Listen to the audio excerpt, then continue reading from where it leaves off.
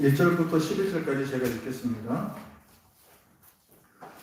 여호와께서 모세에게 이르시되 너는 네가 애굽 땅에서 인도하여 낸 백성과 함께 여기를 떠나서 내가 아브라함과 이삭과 야곱에게 맹세하여 내 자손에게 주기로 한 그 땅으로 올라가라. 내가 사자를 너보다 앞서 보내어 가나안 사람과 아모리 사람과 헷 사람과 그리스 사람과 히위 사람과 여부수 사람을 쫓아내고 너희를 적과 꿀이 흐르는 땅에 이르게 하려니와 나는 너희와 함께 올라가지 아니하리니 너희는 목이 곧은 백성인즉 내가 길에서 너희를 진멸할까 염려함이니라 하시니 백성이 이 준엄한 말씀을 듣고 슬퍼하여 한 사람도 자기의 몸을 단장하지 아니하니 여호와께서 모세에게 이르시기를 이스라엘 자손에게 이르라 너희는 목이 곧은 백성인즉 내가 한순간이라도 너희 가운데 이르면 너희를 진멸하리니 너희는 장신구를 떼어내라. 그리하면 내가 너희에게 어떻게 할 것인지 정하겠노라 하셨습니다. 이스라엘 자손이 호렙산에서부터 그들의 장신구를 떼어내니라. 모세가 항상 장막을 취하여 진 밖에 쳐서 진과 멀리 떠나게 하고 회막이라 이름하니 여호와를 앙모하는 자는 다 진 바깥 회막으로 나아가며 모세가 회막으로 나아갈 때에는 백성이 다 일어나 자기 장막문에 서서 모세가 회막에 들어가기까지 바라보며 모세가 회막에 들어갈 때에 구름 기둥이 내려 회막 문에 서며 여호와께서 모세와 말씀하시니 모든 백성이 회막 문에 구름 기둥이 서 있는 것을 보고 다 일어나 각기 장막문에 서서 예배하며 사람이 자기의 친구와 이야기함 같이 여호와께서는 모세와 대면하여 말씀하시며 모세는 진으로 돌아오나 눈의 아들 젊은 수종자 여호수아는 회막을 떠나지 아니하니라. 아멘. 여러분의 믿음은 안녕하십니까? 성경에서 믿음을 정의하고 있는데 히브리서 11장 1절에 믿음은 바라는 것들의 실상이요 보이지 않는 것들의 증거니 라고 했습니다. 말이 되게 어렵죠. 바라는 것들의 실상이고 보이지 않는 것들의 증거다. 번역이 굉장히 좀 이상하게 되어 있습니다. 사실은 쉽게 말해서 보이지 않는 것을 확신하는 것이 믿음이다 이런 뜻입니다. 보이지 않는 것을 확신하는 게 믿음이다. 믿음은 내 인생을 거는 모험이 아니겠습니까? 그러려면 내 인생을 걸 수 있는 확실한 걸 믿어야 하는데 아이러니컬하게도 믿음은 보이지 않는 걸 확신하는 것입니다. 우리는 대부분 믿음의 대상이신 하나님, 예수님, 성령님을 보거나 그 음성을 들을 수 없습니다. 우리 신자들의 신앙에 누구나 다 굴곡이 있어요. 저 아래로 푹 떨어질 때가 누구나 있습니다.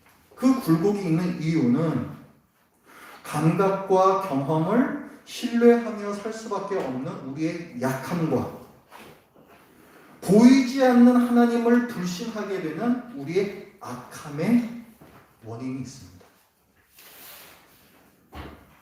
출애굽한 이스라엘도 약하고 악했습니다. 이 사람들의 기록을 보면 하나님과 만난 생생한 경험도 사실은 신앙에 별로 도움을 못 줌을 알 수가 있어요. 지금 우리가 보고 있는 이 이스라엘 백성은 어떤 사람들입니까? 하나님께서 애굽에 10개의 재앙을 내리시는 것을 똑똑히 보고 경험을 했습니다. 홍해가 갈라지는 걸 경험했습니다. 그 바다에서 튀어오르는 물방울을 느꼈던 사람이죠. 그러면서도 이들은 하나님에 대한 신뢰를 순식간에 잃어버려요. 모세가 하나님께 율법을 받기 위해 시내산으로 올라가고 40일이 지났습니다. 32장 1절에 보면 백성이 모세가 산에서 내려옴이 더딤을 보고 여기서부터 시작을 해요. 그들이 또 봅니다. 감각적인 경험에 의지하는 그들이 뭘 봐요? 모세가 산에 올라가는데 안 내려오는 것을 봅니다. 그랬더니 그때부터 이제 불안해져요. 그리고 견디지를 못합니다. 그래서 아론에게 요구를 해요. 32장 1절 이어지는 말씀에 보면 그래서 그걸 보고 어쨌다? 우리를 위하여 우리를 인도할 신을 만들라 이렇게 얘기합니다. 모세 안 보이니까 못 믿겠고 하나님 안 보이시니까 못 믿겠어. 눈에 보이는 신, 내 옆에 놓을 수 있는 임재가 확실한 신으로 바꿔치겠다는 얘기입니다. 그랬더니 아론이 그 말을 듣고 금으로 송아지를 부어서 새겨서 만듭니다. 그리고 백성들이 그 앞에 경배하고 그 앞에서 뛰놀아요. 이스라엘이 금송아지를 만들어 경배한 범죄는 이스라엘 역사에서 한 획을 긋는 아주 중요한 범죄입니다. 여러분 20장 여기 체력해두고 20장으로 한번 가보세요. 19장까지는 하나님께서 이스라엘 백성을 홍해를 건너 데리고 나오시는 대목입니다. 그리고 20장에서 뭐가 나오냐면 이때부터 여러 가지 율법들이 나와요. 그리고 이 율법을 너희들이 순종하겠느냐 해서 그렇게 하겠습니다. 백성이 대답을 하고 하나님과 그의 백성이라는 언약을 맺습니다. 그러니까 지금 20장은요. 하나님께서 이 백성들에게 그 하나님과 백성의 관계를 맺는 율법을 주시기 시작하는 장면이에요. 20장 2절은 왜 이 백성이 하나님께 순종해야 되는지를 알려주는 근거입니다. 20장 2절 나는 너를 애굽 땅 종되었던 집에서 인도하여 낸 내 하나님 여호와니라 이렇게 얘기하죠. 왜 백성이 하나님께 순종해야 하느냐? 나 여호와는 너희를 애굽 땅에서 너희가 노예살이 하던 곳에서 구원해낸 하나님이기 때문이다. 그러므로 나는 너희의 하나님이고 너희는 내 율법에 순종해야 된다. 그 근거가 되는 말씀이 20장 2절 말씀이에요. 그런데 금송아지 사건은요. 자, 오늘 본문 다시 가보시죠. 32장 1절을 가보시면은 이 백성이 뭐라고 말하냐면 자, 우리를 위하여 우리를 인도할 신을 만들라 이렇게 하죠. 그 다음에 나오는 말 이 모세 곧 우리를 애굽 땅에서 인도하여 낸 사람은 어찌 되었는지 알지 못합니다. 백성들의 이 말에서 애굽 땅에서 자기네들을 인도하여 낸 사람이 그 존재가 누구라고 얘기하고 있습니까? 모세라고 얘기하고 있죠. 아까 20장 2절에서는 이거 거의 똑같은 표현이 나와요. 나는 너희를 애굽에서 종살이하던 집에서 인도하여 낸 하나님이다. 그런데 이 사람들이 어떻게 해요? 그걸 갖다가 모세로 바꿔치고 있어요. 무슨 말입니까? 아까 20장 2절 말씀은 자, 거기서부터 나오는 수많은 율법들을 이스라엘 백성이 순종해야 할 근거라고 그랬죠. 하나님과 백성의 언약을 맺는 근거란 말이에요. 그러면 지금 32장 1절은 뭡니까? 이 백성의 말은 그 근거 자체를 부정하는 거예요. 우리를 인도하여 내는 건 여호와가 아니다라고 그 근거를 부정함으로써 결국 하나님과 백성의 언약을 깨는 죄를 지었습니다. 그게 바로 이 금송아지 사건이에요. 또한 금송아지를 빚어서 만든 것은 하나님께서 주신 십계명을 거역하는 죄이기도 합니다. 십계명은 모든 율법의 뿌리예요. 10개의 계명이 있죠. 그 중에서 두 번째 계명입니다. 다시 한번 그 20장으로 가보십시오. 4절을 보면 이렇게 나오죠. 너를 위하여 새긴 우상을 만들지 말고. 자, 새긴 우상을 만들면 안 돼요. 그런데 이 금송아지 새겨서 만듭니다. 또 뭘 잘못했냐면 또 위로 하늘에 있는 것이다 아래로 땅에 땅에 있는 것이나 땅 아래 물속에 있는 것에 어떤 형상도 만들지 말며. 근데 소 형상으로 만들죠. 땅에 있는 짐승 형상으로. 그 다음에 5절. 그것들에게 절하지 말며 그것들을 섬기지 말라. 절하고 섬기고 뛰놉니다. 이 계명을 얼마나 엄중하게 주시냐면요. 총 10개 계명이 있잖아요. 그 가장 긴 그 분량을 차지하는 것이 안식일을 지키라 이 계명하고, 그 다음에 우리가 지금 보고 있는 이 두 번째 계명입니다. 혹시 NIV 성경 갖고 계신 분들은 그 영어적으로 한번 보세요. 거기 딱 계명 하나하나마다 문단을 지어놔가지고 한눈에 볼 수 있게 해놨습니다. 이 계명은 굉장히 길고 그리고 굉장히 엄격하게 규정하시는 율법이에요. 5절에 보면 중에서부터 이렇게 나옵니다. 나 내 하나님 여호와는 질투하는 하나님인즉 나를 미워하는 자의 죄를 갚되 아버지로부터 아들에게로 3, 4대까지 이르게 하거니와. 이렇게 나오죠. 이런 구원 어떤 저주까지 붙여서 주신 계명이 바로 이 계명이에요. 그런데 그것을 이스라엘이 정면으로 위배를 합니다.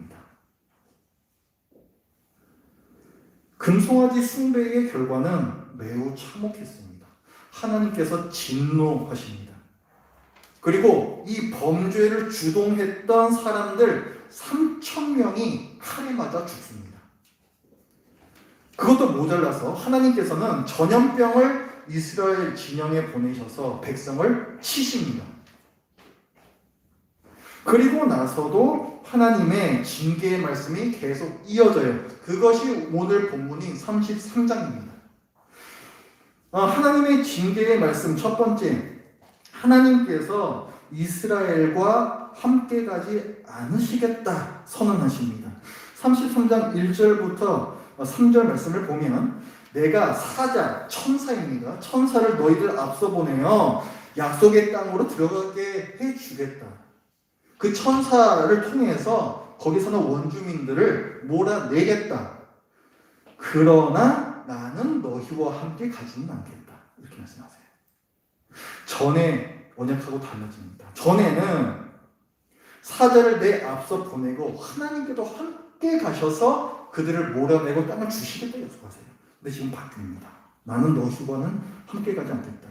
무슨 의미입니까? 그래서 지금 말씀하시는 그 첫머리 33장 1절에 보면 이렇게 얘기해요. 여호와께서, 이제 하나님께서 모세에게 말씀하십니다. 너는 네가 애굽 땅에서 인도하여 낸 백성과 함께 여기를 떠나. 이렇게 나와요.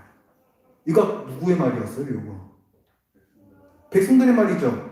너는 네가, 이제 모세에게 말씀하시는데 너라는 거는 모세잖아요. 모세, 네가 애굽 땅에서 인도하여 낸 백성과 함께 여기를 떠나 약속의 땅으로 올라가라. 백성의 말을 그대로 반복하십니다. 무슨 말이에요? 아까 백성이 언약을 깨는 말이라고 했잖아요. 하나님께서도 언약을 깨시겠다는 거예요. 난 너희와 같이 있지 않겠다. 이 말씀을 하십니다. 그러니까 하나님께서 이스라엘과 같이 가지 않겠다는 이 말씀은 하나님과 백성이라는 언약을 파기하는 결별의 선언입니다.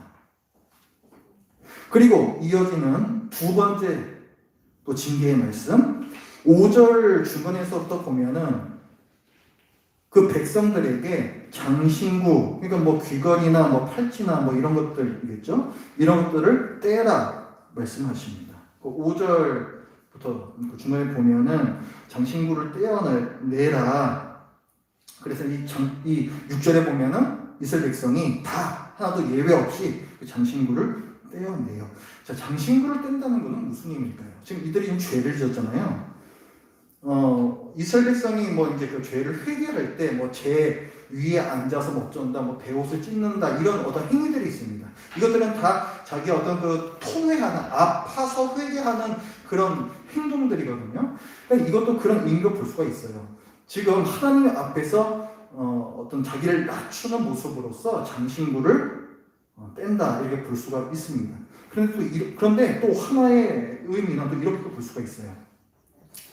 지금 이스라엘 백성이 사실은 가진 거 하나 없는 사람들인데 어디서 이런 그 장신구들, 그 금부치, 은부치들이 났을까요? 그렇죠. 항상 정답을 얘기하세요. 맞습니다.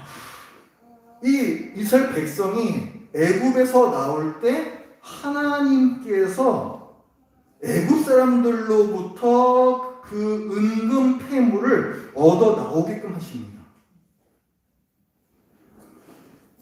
좀 여러분들 그 본문 읽으면서 어떤 생각이 드셨습니까? 야, 뭐 저기 주시려면 그냥 짠 뭐 이렇게 어떻게 뭐 나오게 해가지고 주시든가지 뭘 또 치사하게 또 애국 사람들을 이렇게 뺏어가지고 주냐. 혹시 그런 생각하신 분이 계신지 모르겠습니다. 치사한 거는 하나님이 아니시고 이 애국 사람들이에요. 430년 동안 이 히브리 사람들을 부려먹었습니다. 정당한 대가를 주지 않고. 하나님께서는 그 부당한 노동의 대가를 사실은 거기에 비하면 참 아무것도 아니죠. 그거를 애국 사람들로부터 받아내신 거예요. 그리고 그거를 이스라엘 백성에게 주십니다. 이건 무슨 의미예요? 자, 하나님께서 이스라엘 백성을 신의 산으로 데리고 오셔서 언약을 맺으시죠. 그리고 성막을 지으라 그러시죠. 성막은 뭐하고 비슷하다 그랬어요? 신혼집하고 비슷하다. 하나님과 백성이 언약 의식을 치르는 것은 결혼식과 비슷하다고 했습니다. 그러면 그 전에 하나님께서 은금 폐물을 이스라엘 백성에게 주시는 것은 그런 맥락에서 보면 뭐에 해당하겠어요? 혼수품 비슷한 거죠. 맞습니다. 그러니까 약혼 반지 같은 거라 보시면 돼요. 이제 신혼산 가가지고 결혼식을 올릴 텐데 그 전에 미리 약혼식 같은 개념으로 은금 폐물 장신구를 백성에게 주시는 겁니다. 그렇다면 지금 오늘 본문에서 장신구를 떼라 라는 말씀은 어떻게 볼 수가 있어요? 너 약혼 반지 빼라 이런 얘기예요. 아까 하나님께서 그들과 함께 안 가시겠다 그랬죠. 언약 파기의 선언이라고 그랬죠. 그러니까 반지 빼야 되는 거예요. 장신구를 떼라 말씀하십니다. 그 다음에 또 이어지는 하나님의 징계의 말씀. 자, 7절부터의 말씀인데요. 모세가 회막이라고 나옵니다. 성막하고 똑같은 거라고 그랬죠. 이 회막 성막을 7절에 보면 어디 치는가를 보세요. 모세가 항상 장막을 취하여 진 밖에 쳐서 진과 멀리 떠나게 하고 회막이라 이름하니 여호와를 앙무한 자는 다 진 바깥 회막으로 나아가며 말씀하죠. 진 바깥에 있다, 진에서 멀리 있다라는 이걸 3번이나 얘기하면서 강조를 합니다. 여기 나오는 이 회막은 뭐냐면 지금 아직도 성막 안 지었거든요. 성막에 설계도만 주셨어요. 그리고 저 뒤에 가야지 이제 그 설계도대로 성막을 짓기 시작합니다. 근데 여기에 나오는 이 회막은 임시 성막이에요. 임시 성막. 그 정식 성막을 짓기 전에. 왜 이게 지금 나오냐면은 백성들이 자기 감각 자꾸 의존하다 보니까 하나님 안 보인다고 믿음이 자꾸 흔들리잖아요. 그래서 모세가 임시로라도 하나님께서 여기 계시다라는 회막, 성막을 짓는 거예요. 근데 그걸 지을 때 어디다 짓느냐? 원래 하나님께서는 성막을 어디다 지으라고 그러셨습니까? 그렇죠. 백성 중에, 이스라엘 중에 지으라고 말씀하셨어요. 근데 지금 어디다가 좀 지어요? 진 바깥에다가 짓습니다.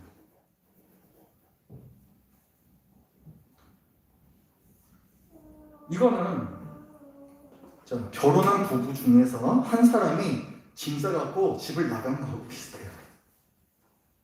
별거 상황입니다. 별거 상황. 지금 다 일관된 맥락이 있죠. 금송아지 숭배가 하나님과 맺은 그 언약의 근거 자체를 파기한 사건이었고, 그러다 보니까 언약이 파기되어서 이렇게 하나님께서 점점 멀어져 가시는 거예요. 금송아지 사건은 사람이 얼마나 악하고 약한지 보여주는 샘플입니다. 6절에 보면은 이스라엘이 장신구를 뗀 것이 결국 언약 파기인데, 그들의 언약 파기의 죄인데, 이것이 어디에서부터 시작이 됐다고 기록하고 있어요? 호렙산에서부터. 왜 구태의 6절 말씀 뛰어나왔을까요? 호렙산인 거 누가 몰라요? 지금 여기 호렙산인 거? 계속 호렙산인데 지금? 일부러 써놓은 거죠. 왜? 호렙산은 신의 산은 하나님께서 백성과 언약을 맺으셨던 바로 그 자리입니다. 바로 그 자리에서 아직 떠나지도 않았어요. 지금 언약을 맺고 40일밖에 되지 않았습니다. 그런데 그곳에서부터, 그때부터 이미 이스라엘은 장신구를 떼야 했다는 거예요. 언약 파기의 죄를 그때부터, 그 초기부터 지었다는 얘기죠. 뭘 얘기하고 있는 거예요? 사람의 약함과 악함을 강조하고 있습니다. 구원받은 우리도 마찬가지죠. 구원받고 처음 며칠은 뭔가 내가 하나님의 백성이 되었다고 뭔가 좀 들뜬 기분도 있고 그렇죠. 그러나 얼마 지나지 않아서 뭐 별거 없는 것 같고, 그래서 주님을 배반하기에 또 급급해지지 않습니다. 그것은 우리가 약해서 그렇고 우리가 악해서 그렇습니다. 약하다 보니 무언가를 의지하고 싶고, 악하다 보니 눈에 보이지 않는 하나님을 의심하기 때문에 하나님의 인도하심이 내가 생각하는 그 인도하심과 다르면 불안해하고 조급하며 다른 대체물을 찾습니다. 산에서 모세가 내려오지 않은 것을 보고 금송아지를 짓는 거죠. 악하고 약한 이스라엘이 금송아지를 숭배하는 죄를 범했을 때 하나님께서는 여러 가지 조치를 취하셨습니다. 우리가 아까 다룬 것은 이스라엘과 함께 가시지 않겠다 선언하셨고, 반지 빼라 말씀하셨고, 짐 싸 나가셔서 별거를 하십니다. 어떻습니까? 이 일들이 하나님의 못마땅해 하심이나 화풀이 혹은 냉정한 단호함으로 보이십니까? 아닙니다. 먼저 이스라엘과 함께 가지 않으심은 이스라엘을 냉정하게 버리심이 아니라 오히려 이스라엘을 염려하심입니다. 3절 말씀 보세요. 3절. 너희를 적과 꿀이 흐르는 땅에 이르게 하려니와 나는 너희와 함께 올라가지 아니하리니. 왜? 너희는 목이 곧은 백성인즉 내가 길에서 너희를 진멸할까 염려함이니라 말씀해요. 이렇게 처음부터 호렙산에서부터 죄를 짓는 약하고 악한 이스라엘 백성을 아시기 때문에 내가 너희와 같이 가다가는 너희 적과 꿀이 흐르는 땅 가기도 전에 또 다른 죄를 지을 거고, 그래서 결국은 진멸당할 것 같아. 난 그것이 걱정이 된다. 그래서 나는 너희와 함께 가지 않겠다 말씀을 하세요. 그 다음에 백성에게 이 장신구 떼라 명령하시죠. 이건 언약 폐기를 의미한다고 했습니다. 그러면 이 언약 폐기, 언약 파기가 최종적 결정이 아니에요. 그 5절 말씀을 한번 보십시오. 그 중간에 보면은 너희는 장신구를 떼어내라 명령을 주시고, 그 다음에 그리하면 내가 너희에게 어떻게 할 것인지 정하겠노라 이렇게 말씀하세요. 아직 최종적 결정이 안 내려진 거죠. 그러면은 반지 빼라는 건 그럼 뭡니까? 경고예요. 경고. 언약이 파괴될 수 있다는 경고입니다. 거꾸로 말하면 언약이 회복될 것을 하나님께서는 바라고 계세요. 그 기대를 품으신 경고입니다. 그 다음에 모세가 이 회막, 성막을 진영 바깥에다가 지죠. 왜 그래요? 사실 이스라엘 가운데에다가 성막 치게 되면은, 지금도 그 죄지어가지고 전염병이 확 쳤잖아요? 이런 일이 또 일어날 수 있습니다. 또 일어날 수가 있어요. 하나님께서 이스라엘 진영 가운데에 계신 것은 죄인들에게는 끔찍한 재앙이에요. 그것은 결코 복이 될 수가 없습니다. 거룩한 백성에게나 하나님의 임재가 복이 됩니다. 하나님께서는 이스라엘 진영 중에 성막을 치면 백성이 화를 입을 걸 아시고 당신 스스로를 진영 밖으로 몰아내셨습니다. 별거와 비슷하다 그랬는데 하나님께서는 이 별거 중에도 관계 회복의 실마리를 남겨놓으세요. 7절 말씀입니다.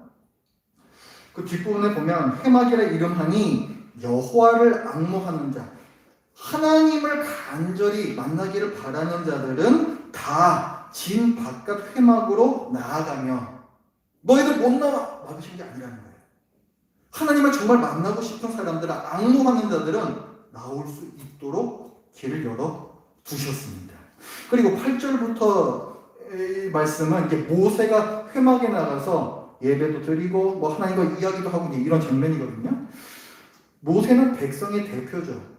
그러니까 하나님께서는 이스라엘 백성과 이 통신 채널, 채널을 열어 두셨습니다. 즉 하나님께서는 이스라엘 백성을 멀찍이서 여전히 만나주고 계세요.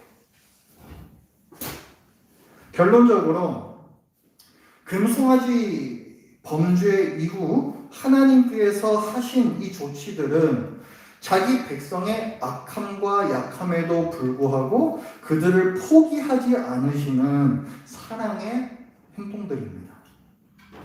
함께 있을 때 이스라엘이 당할 심판을 염려하시고 장신구를 떼는 것으로, 그거 사실 아무 일도 아니잖아요. 백성 입장에서 보면 반지 떼는 게 뭐가 어렵습니까? 그 아무것도 아닌 일을 통해서 그들이 회개하여 언약이 회복되기를 바라십니다. 그리고 이스라엘 백성을 완전히 떠나시지 않으시고 그들의 주의를 계속 서성대세요.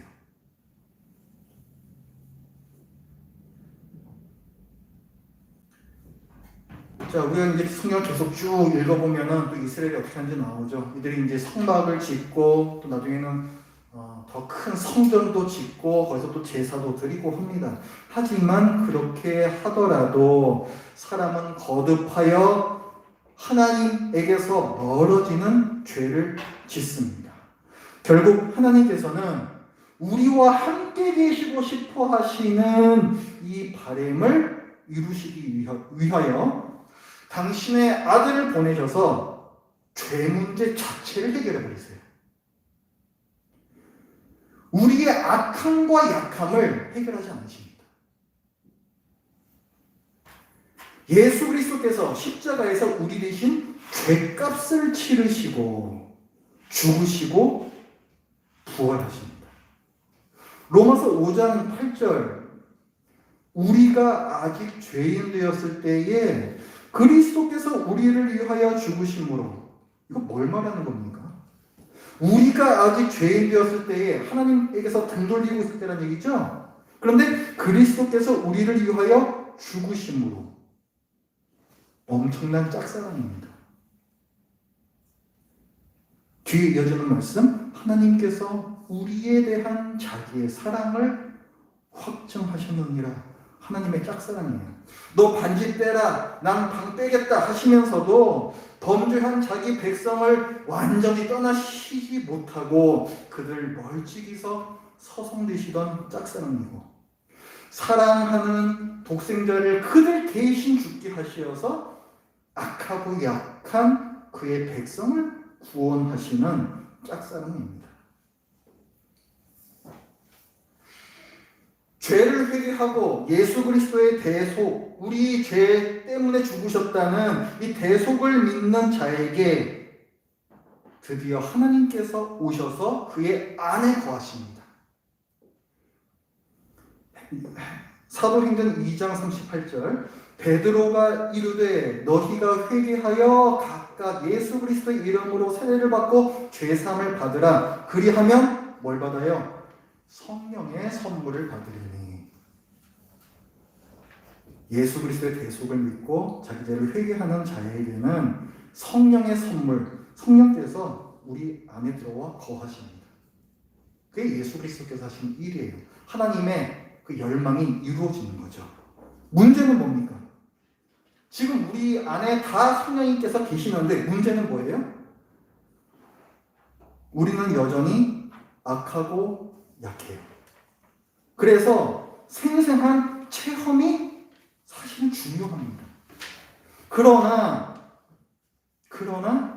나와 함께 계시는 하나님을 잘 느낄 수도 잘 경험할 수도 없다는 점이 이 시대, 신약시대 신자들의 어려움이에요. 저만 어려운가요?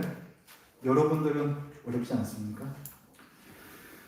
그럼 우리가 걸어가는 광야길은 아스팔트 길이 아닌 울퉁불퉁한 모래 자갈길이고, 때로는 잔인한 아말렉 족속이 나타나서 변변한 무기도 없이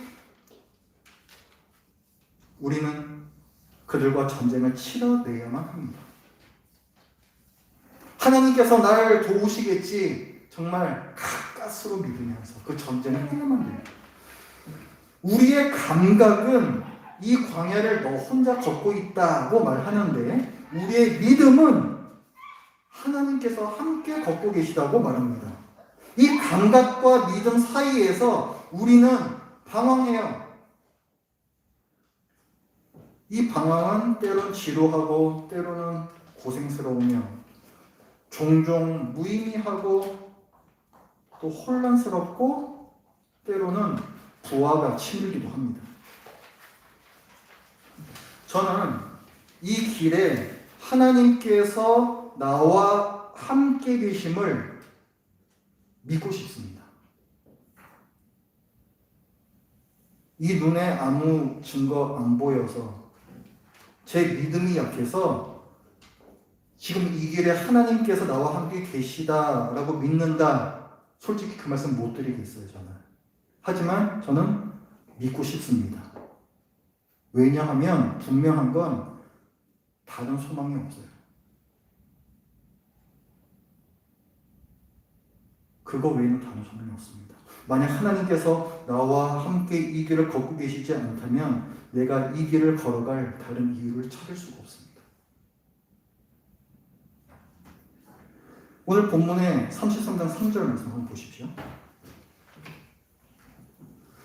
너희를 적과 꿀이 흐르는 땅에 이르게 하려니와 나는 너희와 함께 올라가지 아니하리니 말씀하시죠. 여러분 이스라엘 백성이라면 이 말을 어떻게 받아들이시겠습니까? 뭐 하나님 안 계시면 어떠냐, 어쨌든 뭐 가나안 땅으로 들어가게 해주시는 건데 오케이, 땡큐, 그렇습니까? 만약에 하나님께서 나와 함께 가시지 않는다면 적과 꿀이 흐르는 가나안 땅이 무슨 의미가 있습니까? 그곳은 또 다른 이 세상일 뿐이에요.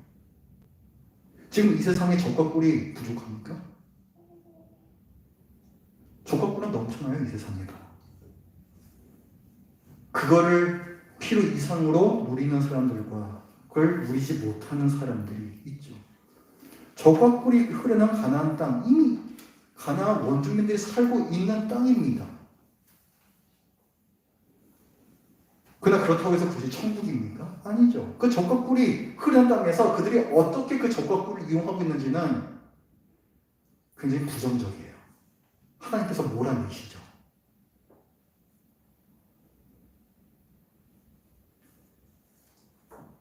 하나님께서 함께 가시지 않으면 적과 꿀이 흐르는 땅은 아무 의미 없습니다. 그러나 하나님께서 이 길을 나와 함께 가지 않으시는 그런 일은 없다라고 믿으셔도 좋습니다. 우리의 악하고 약함을 끌어안으신 하나님의 짝사랑을 믿으십시오. 배신한 우리를 보호하시기 위해 진영박 회막으로 스스로 나가신 하나님의 짝사랑을 믿으십시오. 이사야 선지자는 얘기합니다. 하늘이 땅보다 높은 같이 내 길은 너희의 길보다 높으며 내 생각은 너희의 생각보다 높으니라. 우리는 종종 하나님께서 왜 이러시나 이해할 수가 없는데, 우리가 이해할 수 없는 이유는 뭐라는 거예요? 우리의 짧은 안목으로는 하나님의 생각을 헤아릴 수 없기 때문이다. 그렇다면 이 말씀이 진리라면 우리가 잘 느낄 수 없는 하나님의 사랑에 대해서도 똑같이 얘기할 수 있는 거죠. 우리는 종종 하나님의 사랑을 느낄 수 없지만 그 이유는 우리의 감각기관으로 하나님의 사랑을 받아들이기에는 그 사랑이 너무 넓고 크기 때문이다. 똑같은 말입니다.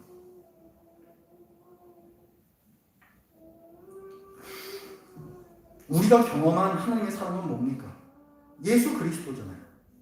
우리가 보고 느낄 수 있게 나타난 하나님의 사랑이 당신의 아들을 우리에게 내어주신 크고 놀라운 사랑이라면 우리가 보고 느낄 수 없는 하나님의 사랑은 얼마나 더 위대하고 놀라운 사랑이겠습니까? 저는 산에서 내려오지 않는 모세를 매일 보지만 그러나 제 눈에 보이지 않는 그 하나님의 사랑을 믿습니다.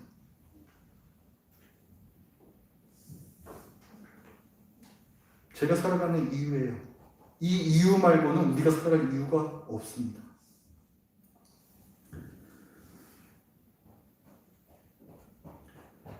기도하겠습니다.